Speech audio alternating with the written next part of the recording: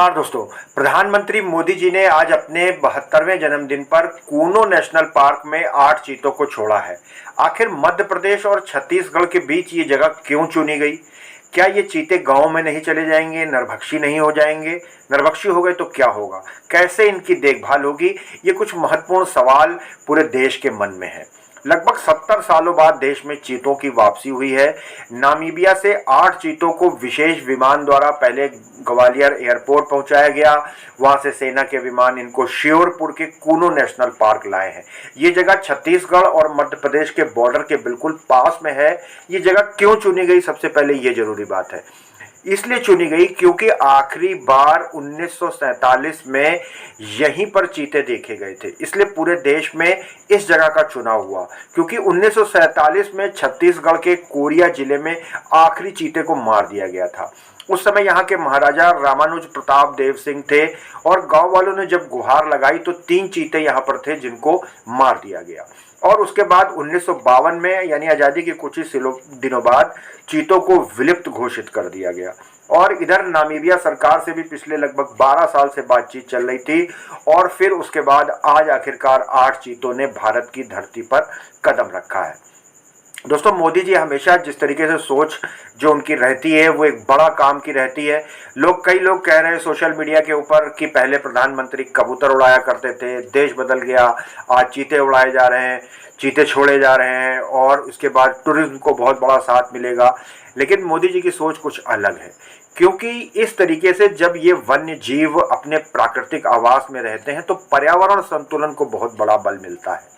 तो एक तो ये खास बड़ी वजह है। फिर जब इनका कुनबा बढ़ेगा तो निश्चित ही है कि पर्यटन भी बढ़ेगा, सारी चीज़ें बढ़ेंगी क्योंकि चीता भारत से पूरी तरीके से विलुप्त था। अब दूसरी बात यह कि आखिर चीतों की निगरानी कैसे होगी, तो इसके लिए क्योंकि आसपास दूर दूर तक कोई बस्ती नहीं है और वहीं छत्तीसगढ़ का जो कोरिया साल जंगल है जहां इनको आखिरी बार देखा गया था वो बिल्कुल पास में है।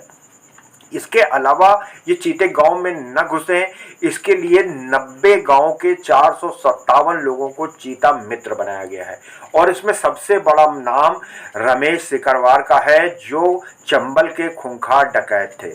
लेकिन जब मोदी जी ने उन्हें चीता मित्र बनाया तो उन्होंने चीतों की रक्षा करने की कसम खाई है और आज मोदी जी बाकायदा इन सब जो चीता फ्रेंड्स थे उनसे मिले भी। दूसरी बात कि इनको सब चीतों को सैटेलाइट रेडियो कॉलर पहनाया गया है ताकि इनकी लोकेशन मिलती रहे और प्रत्येक चीते की निगरानी के लिए एक व्यक्ति की नियुक्ति की गई है जो इनकी गतिविधियों को अपडेट करेगा और उसकी जानकारी दे देगा। फिलहाल ये 1 महीने तक यहीं कूनो के एक स्पेशल बाड़े में रहेंगे और उसके बाद क्वारंटीन पीरियड खत्म होगा तब इनको जंगलों में छोड़ा जाएगा। यानी धीरे धीरे जैसे जैसे ये हैबिचुअल होते जाएंगे ये जंगल में जाएंगे। वहीं इनके साथ में आए हुए वन्यजीव विशेषज्ञ एडियन टार्फिन ने बताया कि चीतों को गुरुवार से कुछ खिलाया नहीं गया है, रास्ते में भी इनको कुछ नहीं दिया गया, लेकिन वन विभाग ने चीतों के शिकार की स्पेशल व्यवस्था की है। इनके बाड़े में चीतल, हिरण, 4 सींग वाला हिरण, सांभर और नीलगाय के बच्चों को छोड़ा गया है जिससे ये शिकार करके खाने की आदत जल्दी इनकी शुरू हो जाए। चीतों के साथ क्रू वन्यजीव विशेषज्ञ डॉक्टर्स आए हैं, वैज्ञानिक, नामीबिया में भारत के हाई कमिश्नर भी मध्य प्रदेश पहुंचे हैं। इसके अलावा सबसे बड़ा नाम जो है वो दुनिया में जाना माना चीता एक्सपर्ट लारी मॉर्कर का है जो अपने 3 बायोलॉजिस्ट के साथ यहाँ मौजूद हैं और किस तरीके से चीते एक पार्क से निकल करके अपने नेचुरल स्थान पे जाते हैं, कैसे प्राकृतिक आवास में रहेंगे, किस तरीके से शिकार करेंगे, उसके ऊपर भी रिसर्च होगी। और जाहिर सी बात है जब इतना सब काम होगा तो आने वाले दिनों में टूरिज्म तो बढ़ना ही है।